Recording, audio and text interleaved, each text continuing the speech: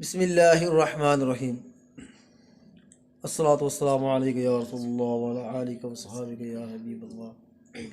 देखिए, अगर गैर मकामी आबादी यानी दूसरे इलाके की आबादी किसी मकामी आबादी को निकाल कर उस पर कब्ज़ा कर ले जालमाना तरीके से, तो क्या इसको जायज़ समझा जाएगा? नहीं, इसको कोई भी तस्लीम नहीं करेगा। जैसे हम समझते हैं कोई अमेरिका का आदमी, कुछ लोग आके बरतानिया के किसी शहर पे आके कब्ज़ा करके वहाँ से लोगों को निकाल दें कि अब ये हमारा इलाका है, तो क्या कोई जी शऊर इसको तस्लीम कर लेगा? नहीं करेगा। ये जालमाना निज़ाम है। या जैसे फ्रांस के अंदर मुसलमानों को निकाला जा रहा है, निकालने की कोशिश की जा रही है, तो वो तो हमें दर्श दे रहे हैं कि तुम भी अपने मुल्कों से ये अदम तहफ़्फ़ुज़ का शिकार हो गया ना, तो वहाँ से मुसलमानों को निकाल रहे हो। इसका मतलब है हर कोई जहाँ पे मज़हब की अक्सरियत होगी वहाँ से अक़लियत को फिर ज़ालिमाना तरीके से निकाल दिया जाएगा, या उनकी जायदादों के ऊपर कब्ज़ा कर दिया जाएगा। तो इस तरीके से दुनिया तो तबाह हो जाएगी, बर्बाद हो जाएगी। ऐसी होगा ना? मेरी बात समझ आ रही है? मिसाल के तौर पे वो अपने मुल्क से निकाल रहे हैं मुसलमानों को, फिर हम अपने मुल्क से ईसाइयों को निकालना शुरू कर देंगे। इसका मतलब ये होगा कि तुम हमारे मज़हब के मानने वालों को निकालोगे तो फिर हम भी निकाल देंगे। इसका मतलब ये होगा। या हिंदुस्तान के अंदर हिंदुओं को निकाल रहे हैं, मुसलमानों को निकाल रहे हैं, कत्ल वारत कर रहे हैं, तो फिर हम उसके मुकाबले में हमें दर्श दे रहे हैं ना कि तुम भी अपने मुल्क से हमारे हिंदुओं को मारो, कत्ल करो, निकालो, क्योंकि तुम मुसलमानों को हमें इश्तियाल दे रहे हो ना।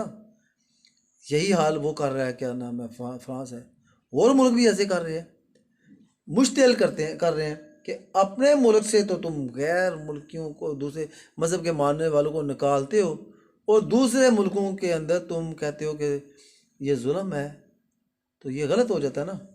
यानी कहने का मकसद है, अगर ऐसे होना शुरू हो जाए, एक मज़हब की अक्सरियत हो तो अक़लियत को वो कत्ल करना शुरू कर दे और निकाल दे, ऐसे तो दुनिया फिर तबाह हो जाएगी, दुनिया के अंदर फसाद हो जाएगा। तो अक़लियतों को तो तहफ़्फ़ुज़ देना पड़ेगा, उनकी जायदादों के ऊपर। यानी कहने का मकसद है किसी की जायदाद पर ज़ालिमाना तरीके से कब्ज़ा कर लेना और कहना कि इसको तस्लीम कर लो, तो इसको कोई भी जायज़ नहीं समझेगा। जैसे कश्मीर के अंदर हो रहा है, हिंदुस्तान कर रहा है कि उनकी जायदादें छीन रहा है। फिर सबसे ये बड़ा मामला ये इसराइल, यहूदी नाम नहार रियासत, जिसको कायद-ए-आज़म ने कहा था हम इसको तस्लीम नहीं करेंगे, रियासत ही नहीं, ये तो मकामी आबादी की जायदादों के ऊपर कब्ज़ा करके उनको ज़ालिमाना तरीके से निकाल कर हमें कह रहे हैं हमें तस्लीम कर लो। यानी इसका मतलब ये है कि जो ताकतवर होगा वो अगर कब्ज़ा कर ले तो गरीबों, इसका मतलब ये है ना कि ताकतवर आदमी कब्ज़ा कर ले जायदाद के ऊपर, किसी के ऊपर, और गरीबों की झोंपड़ी को निकाल दे, आग लगा दे, तो कहे कि मैं ताकतवर हूँ इसलिए तस्लीम कर लो। तो ऐसे नहीं होगा, ये एक ज़ालिमाना तरीका है। यही वजह है कि अगर इसराइल ने यही किया ना, यहूदियों ने मकामी आबादी को निकाल कर बेदखल करके उनको कहा तुम हिजरत कर जाओ, अब हम आ गए हैं, अब ये हमारा इलाका है, तुम्हारा इधर कोई लेना देना नहीं है।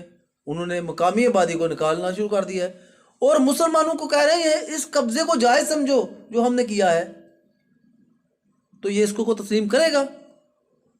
जो भी करेगा वो जालिमों के साथ है। और याद रखें, ये एहतसाब की सदी है। मैंने एक मजजूब से सुना था, बेटे मुझे कहता है क्या सोच रहे हो, ये 2020 के पहले की बात, आपको नज़र नहीं आ रहा तबाही होने लगी है? मैंने मजजूब से ये बात सुनी थी, तो मैंने उसी वक्त, जैसे मेरे कई दोस्त हैं अपने जो शाह साहब हैं, और लोगों को मैंने उसी वक्त बता दिया था कि दुनिया के अंदर कुछ होने लगा है, क्योंकि मुझे मजजूब ने ऐसे बात 2 दिन मेरे पास आता रहा है उसने बात कही है कि तुम्हें पता नहीं क्या होने लगा, दुनिया तबाह होने लगी है। तो मैंने लोगों को बता दिया था, जैसे मैंने वो शेख साहब को भी और भी लोगों को, जैसे जो मेरे साथी थे, मैंने कहा ऐसी ऐसी मैंने बात सुनी है। तो कहने का मकसद है, मकसद मेरा यह है कि ये एहतसाब की सदी है। इसमें हर उस कौम से हिसाब लिया जाएगा जिसने जुल्म किया है, थोड़ा सा भी जुल्म किया है। किसी को माफ़ी नहीं है, किसी फर्द को माफ़ी नहीं है। इस सदी के अंदर हर आदमी से एहतसाब दिया जाएगा, हर कौम से एहतसाब दिया जाएगा, हर कौम अपना हिसाब देगी। ये वो सदी है, 2020 से शुरू हो गया काम, देखें। और जो जालिम का साथ देगा वो उन्हीं के साथ है, वो ही बर्बाद होगा। जो मजलूम के साथ है उसको कुछ नहीं होगा, वो गालिब आएगा। यही वजह है, चाइना देखो, हम किन के साथ है? हमारे साथ है ना।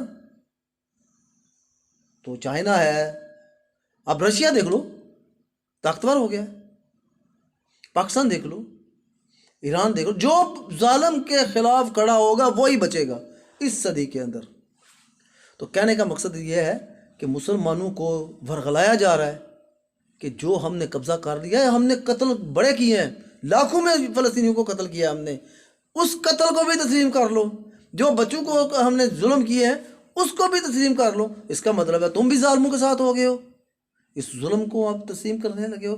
पाकिस्तान के अंदर भी ये हो रहा है। सहाफ़ी इसके अंदर पाकिस्तान के, ये नाम नहाद सहाफ़ी पाकिस्तान को वरगला रहे हैं, कह रहे हैं कि इसको तस्लीम करो जो किया है।